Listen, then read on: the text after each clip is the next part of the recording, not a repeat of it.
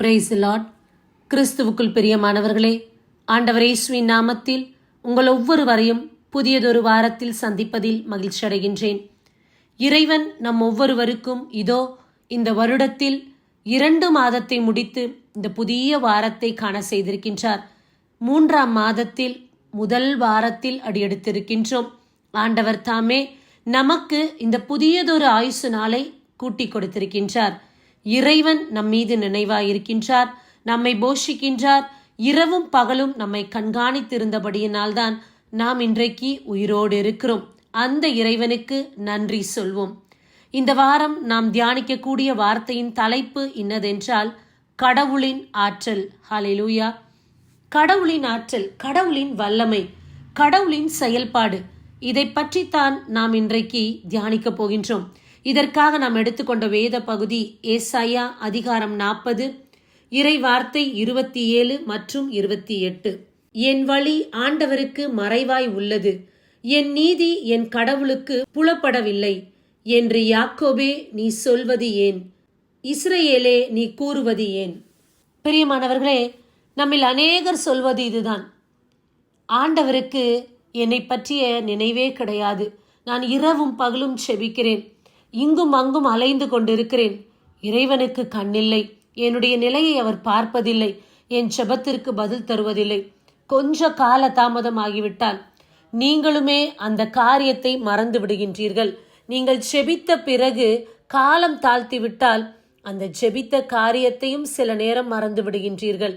ஆனால் ஆண்டவர் எப்படிப்பட்டவராய் இருக்கின்றார்? நீங்கள் இன்றைக்கு இறைவனை பற்றி குறை சொல்லிக் கொண்டிருக்கின்றீர்கள்.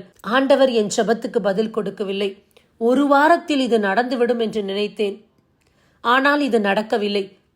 1 மாதத்துக்குள் நடக்கும் என்று நினைத்தேன், 3 மாதம் நான் வைத்திருந்தேன், அதற்குள் நடந்துவிடும் என்று, ஆனால் நடக்கவில்லை.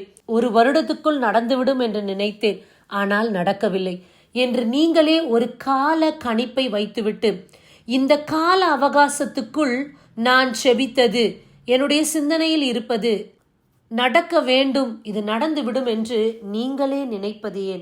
அல்லது என் நினைவுகள் ஆண்டவருக்கு தெரியாமல் இருக்கிறது, என் வழி அவருக்கு புரியவே இல்லை, நான் எந்த பாதையை நோக்கி போய்கொண்டிருக்கிறேன், என்னுடைய தேடல் என்ன என்பது என் இறைவனுக்கு தெரியவில்லையே என்று நீ சொல்வது ஏன் என்று ஆண்டவர் நம் ஒவ்வொருவரையும் பார்த்து கேட்கின்றார். யாக்கோபே நீ சொல்வது ஏன், இஸ்ரவேலே நீ கூறுவது ஏன் என்று ஆண்டவர் கேட்கின்றார். பிரியமானவர்களே, நம்முடைய வார்த்தைகள் எல்லாம் இப்படித்தான் இருக்கின்றது. சில நேரங்களில் நம்முடைய விசுவாசம் தளர்ந்து, ஆண்டவர் என்னை கவனிக்கவில்லை, ஆண்டவர் என்னை பார்க்கவில்லை, நான் உபவாசம் இருந்து ஜெபிக்கிறேன், பாத யாத்திரை செல்கின்றேன், வெள்ளை உடை உடுத்திருக்கின்றேன், நோன்பு இருக்கின்றேன், நிறைய காணிக்கை கொடுக்கின்றேன், இன்றைக்கு தசம பாகத்தை தவறாமல் கொடுக்கின்றேன், அப்படி இருந்தும் என் ஜெபத்தை ஏன் இறைவன் கேட்கவில்லை? இதோ 1 வருடமாயும் நான் கேட்ட ஜெபம் எனக்கு கிடைக்கவில்லை என்று நீங்கள் இன்றைக்கு கலங்கி தவித்து கொண்டிருக்கின்றீர்கள். நிறைய பேர் கேள்விகளோடு இருக்கின்றீர்கள், சந்தேகத்தோடு பார்க்கின்றீர்கள். உங்களுக்கான பதில் இதோ வருகின்றது. ஏசாயா அதிகாரம் 40 இறைவார்த்தை 28. உனக்கு தெரியாதா? நீ கேட்டதில்லையா? ஆண்டவரே என்றும் உள்ள கடவுள், அவரே மண்ணுலகின் எல்லைகளை படைத்தவர், அவர் சோர்ந்து போகார், களைப்படையார், அவரது அறிவை ஆய்ந்தறிய இயலாது. ஹல்லேலூயா. இந்த வார்த்தை உங்களுக்கு பதிலாக இருக்கின்றது. உனக்கு தெரியாதா? நீ கேள்விப்பட்டதில்லையா? ஆண்டவர் என்றுமுள்ள கடவுள் என்று, அவரே மண்ணுலகின் எல்லைகளை படைத்தவர் என்று நீ கேள்விப்படவில்லையா? ஆண்டவர் எல்லாவற்றையும் செய்து முடிப்பார். இந்த பிரபஞ்சத்தை படைத்தவர், உன்னை சுற்றி இருக்கக்கூடிய மனிதனை படைத்தவர், நீ ஆளுகின்ற பொருட்களை படைத்தவர், எல்லாமே அவருடைய கண்காணிப்பிலும் அவர் கட்டுப்பாட்டிலும் இயங்கிக் கொண்டிருக்கின்றது. அவர் மாற்ற வேண்டும் என்றால் மாற்றி விடுவார், அவர் நிறுத்த வேண்டும் என்றால் நிறுத்தி விடுவார். இந்த பிரபஞ்சம், இந்த உலகம் அவரது கரத்தில் இயங்கிக் கொண்டிருக்கின்றது. இதை பற்றி நீ கேள்விப்பட்டதே இல்லையா என்று இந்த வார்த்தை நமக்கு பதிலாக இருக்கின்றது. அவர் சோர்ந்து போகார், களைப்படையார், அவரது அறிவை ஆய்ந்தறிய இயலாது. அவர் சோர்ந்து போகவே மாட்டாராம். வசனம் இவ்வாறாய் சொல்கின்றது: நம்மை காண்கிற தேவன் கண் அயர்வதுமில்லை, உறங்குவதுமில்லை. அவர் சோர்வடையாத ஒரு இறைவனாய் இருக்கின்றார். எல்லா தருணத்திலும் 24 மணி நேரமும் நம்மை கண்மணி போல காப்பவராக இருக்கின்றார். ஒவ்வொரு நொடி பொழுதும் நம்மை விசாரித்த வண்ணமாய் இருக்கின்றார். உனக்கு என்ன வேண்டும்? ஏன் கவலையோடு இருக்கிறாய்? எதை பற்றி யோசித்துக் கொண்டிருக்கிறாய்? ஏன் வருத்தத்தோடு இருக்கின்றாய்? இந்த பிரச்சனையை நீ தாண்டி சென்று விடுவாய் என்று இரவும் பகலும் உங்களை குறித்தே இறைவன் திட்டம் போட்டு கொண்டிருக்கின்றார். உங்களுக்கான ஆலோசனைகளை இறைவார்த்தை மூலமாய் கொடுத்து கொண்டிருக்கின்றார்.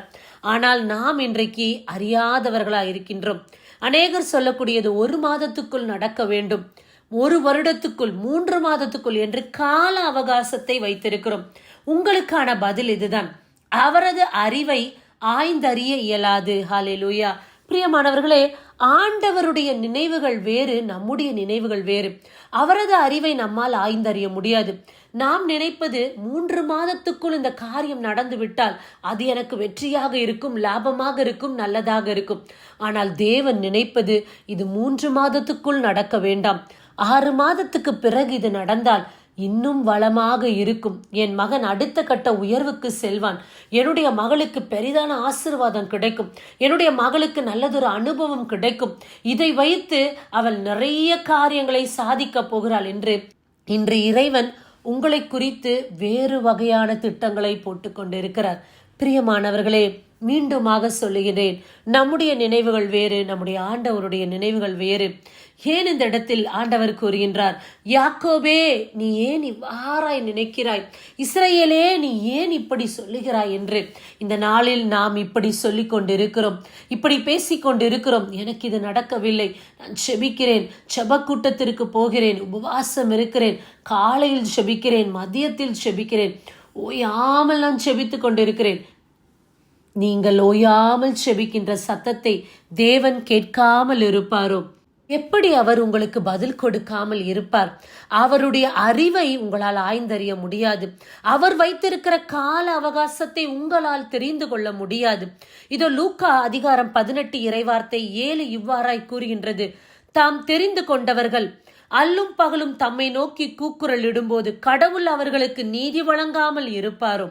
அவர்களுக்கு துணை செய்ய காலம் தாழ்த்துவாரோ? ஹல்லேலூயா. பிரியமானவர்களே, நீங்கள் வைத்திருக்கிற கால அவகாசம் வேறு, ஆண்டவர் நம்மை குறித்து வைத்திருக்கிற கால அவகாசம் வேறு. இதோ இந்த நாட்களுக்குள் எனக்கு இது நடந்தேறி முடிய வேண்டும் என்று உங்களுக்கு தெரிவதை விட தேவன் அறிந்திருக்கிறார். எப்போது இது நடந்தால் உங்களுக்கு அது நன்மையாக இருக்கும், எப்போது இது முடிந்தால் உங்கள் வாழ்க்கையில் அடுத்த கட்ட உயர்வுக்கு நீங்கள் செல்வீர்கள், எப்போது இந்த செயல்பாடை மாறுதலாய் முடிய செய்தால் அது உங்களுக்கு ஆசீர்வாதமாய் இருக்கும் என்று நிச்சயமாக இந்த பிரபஞ்சத்தை படைத்த இறைவன் நன்கு அறிந்திருக்கிறார். இதோ காலம் தாழ்த்துவாரோ என்ற வார்த்தையை பார்க்கின்றோம். அவர் ஏற்ற காலத்தில் ஏற்றவை செய்ய வல்லவராயிருக்கின்றார். ஹல்லேலூயா. கடவுளுடைய ஆற்றல் நம்மால் யுகிக்க முடியாதது. இன்றைக்கு தேவன் நம்முடைய வாழ்வில் அசாதாரியமான காரியங்களை செய்ய வேண்டும் அவர் நினைத்து கொண்டிருக்கிறார். ஆனால் நீங்கள் நினைப்பது சாதாரண காரியத்தை எனக்கு செய்தால் போதும், இது மட்டும் எனக்கு கிடைத்தால் போதும், 1 வாரத்தில் நடந்தால் போதும், நான் இதை மட்டுமே செய்ய விரும்புகிறேன் என்று நீங்கள் உங்களுக்கான ஆசீர்வாதத்தை குறைத்து கொள்கின்றீர்கள். ஆனால் தேவன் இன்றைக்கு உங்களுக்கு அசாதாரியமான காரியத்தை செய்ய வேண்டும் என்று விரும்புகிறார். அற்புதங்களை செய்ய வேண்டும் என்று விரும்புகிறார். நீங்கள் செய்தால் அது சாதாரண மனுஷன் செய்த காரியம். ஆனால் தேவன் இடைப்பட்டு அது ஒரு காரியத்தை செய்தார் என்றால் அதுதான் அற்புதமான ஒரு செயல்பாடு, அதிசயமான ஒரு காரியம். எல்லோரும் வியக்கத்தக்க விதத்தில் இந்த நாளில் தேவன் உங்கள் வாழ்க்கையில் அரும் அடையாளங்கள் செய்ய வேண்டும் என்று அவர் விரும்பி இருக்கின்றார்.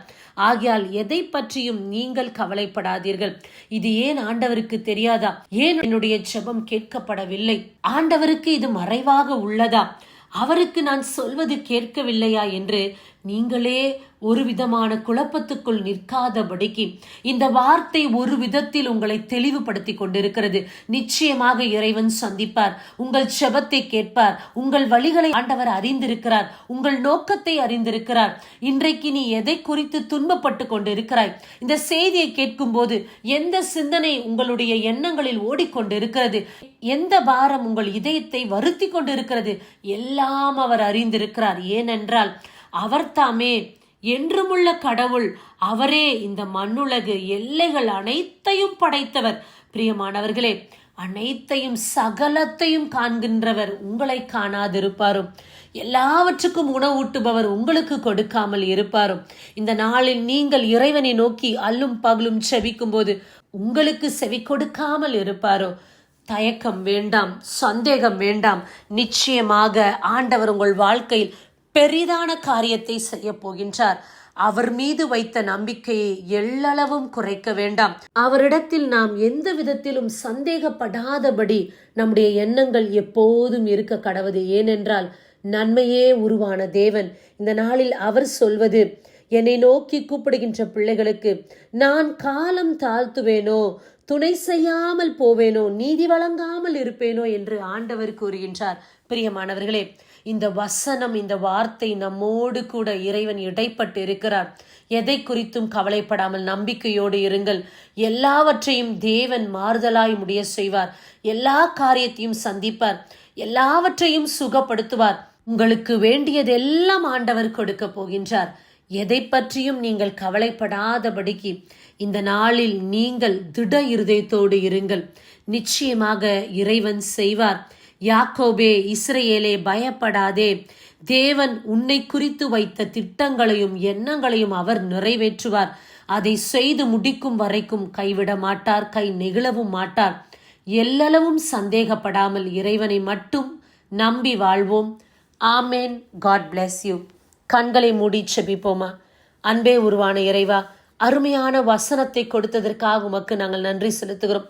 இந்த பிரபஞ்சத்தை படைத்தவர் எங்களுக்கான திட்டங்களையும் காரியங்களையும் ஏற்ற காலத்தில் நீ செய்து முடிப்பீர் அல்லவோ? உம்மால் செய்யக்கூடாத காரியம் என்று இந்த உலகத்தில் ஒன்றுமில்லை. இதோ இந்த நாட்களில் அதிசயங்களை எங்கள் வாழ்க்கையில செய்ய போகிறவராய் இருக்கிறீர். நாங்கள் ஒவ்வொருவரும் நம்புகின்றோம். இந்த நேரத்துல எங்களுடைய செப கருத்துக்கள், விண்ணப்பத்தை எல்லாம் உடைய பாதத்துல வைக்கிறோம்.